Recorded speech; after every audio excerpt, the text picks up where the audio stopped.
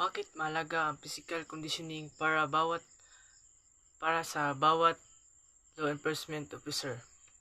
Naniniwala ako na mahalaga ang physical conditioning dahil ang trabaho ng isang pulis ay nangailangan ng lakas, tibay, bilis at maayos na kalusugan. Araw-araw silang humaharap sa iba't ibang sitwasyon tulad ng paghabol ng sospek, pagresponde sa mga krimen, pagligtas sa mga biktima at pagpanatili ng kapayapaan at kaayusan. Kung hindi sila physically fit, maaaring mahirapan silang gawin ang maayos ang kanilang tungkulin. Ang pagkaroon ng magandang pangatawan ay hindi lamang para sa sariling kalusugan, kundi para rin sa kaligtasan ng publiko at ang kanilang mga kasamahan. Kalawa, kung magiging pulis ako, paano makakatulong ang physically fitness sa aking mga tungkulin sa panahon ng emergency at high-risk operation? Kung magiging pulis ako balang araw, malaking tulong ang physical fitness sa pagganap ko ng aking tungkulin lalo na sa panahon ng emergency. Halimbawa, kung may sunog, sakuna o armadong insidente, kailangan kong makakilos ng mabilis at may sapat na lakas upang makatulong sa mga tao. Sa mga high-risk operation, mahalaga ang tibay ng katawan upang makapagtrabaho ng maayos kahit pagod nasa ilalim ng matinding presyon. Ang pagiging physically fit ay nagbibigay rin ng kumpiyansa at kakayahan gumawa ng tamang desisyon habang nasa operasyon. Ikatlo, ano ang maaaring maging epekto kung mapabayaan ang isang pulis ang physical conditioning?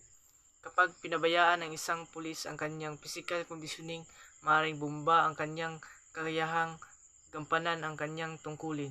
Mas madali siyang mapagod, mas mataas ang posibilidad na magkaroon ng sakit at maaaring hindi siya maging epektibo sa pagresponde sa mga emergency. Maaaring itong magdulot ng panganib sa kanyang sarili, sa kanyang mga kasamahan at sa mga sibilyang kanyang pinoprotektahan.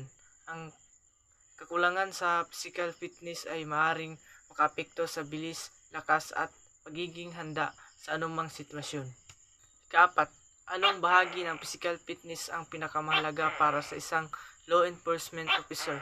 Para sa akin, ang pinakamahalagang bahagi ng physical fitness ay cardiovascular endurance o ang tibay ng puso at baga.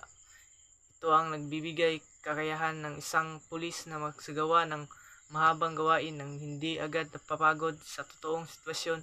Maaari nang kailanganin ng isang pulis na tumakbo, maglakad ng malayo o magsagawa ng operasyon sa loob ng maraming oras. Kung malakas ang kanyang cardiovascular endurance, mas magiging epektibo siya pagtupad ng kanyang mga tungkulin.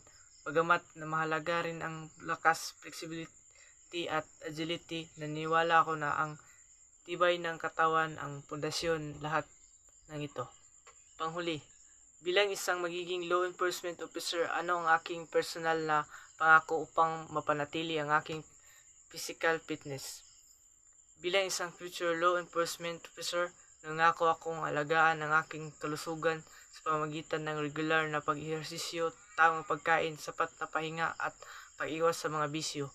Maglalaan ako ng oras para sa physical training kahit gaano ako kaabala. Sisikapin kong mapanatili ang disiplina sa aking sarili dahil alam kong ang pagiging physically fit ay hindi lamang para sa aking kundi para rin sa mga taong aking paglilingkuran at protektahan. Naniwala ako na ang isang mahusay na pulis ay hindi lamang may sapat na kaalaman at kasanayan, kundi mayroon ding malakas na malusog na pangatawan.